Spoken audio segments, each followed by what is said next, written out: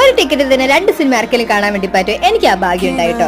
ഞാൻ അങ്ങനെ night shift ഒക്കെ കഴിഞ്ഞ് അല്ലെങ്കിൽ അങ്ങനെ തന്നെ ഏതൊരു സിനിമ റിലീസായി അത് കഴിയാൻ തിയേറ്ററിൽ എടുക്കാൻ നേരത്തായിരിക്കും എനിക്കത് കാണാൻ വേണ്ടിയിട്ടുള്ള ബോധവതയില്ല.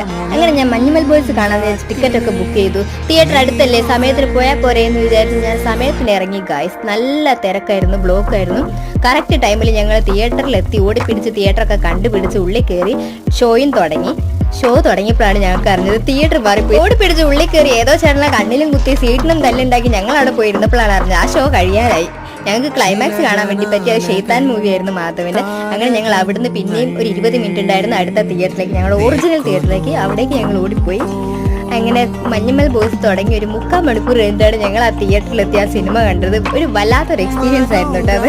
ഞാൻ ഓൾറെഡി യൂട്യൂബിൽ കയറി മഞ്ഞുമൽ ഒറിജിനൽ ബോയ്സിന്റെ കഥകളൊക്കെ കേട്ടോണ്ട് ഞാൻ ഊഹിച്ചെടുത്തായിരുന്നു കഥകൾ ഇങ്ങനെയൊക്കെ ആയിരുന്നു. അതുകൊണ്ട് എനിക്ക് അത്ര വിഷമം വന്നില്ല എന്ന് ഞാൻ കണ്ണീര് തുടച്ചുകൊണ്ട് പറയുകയാണ്.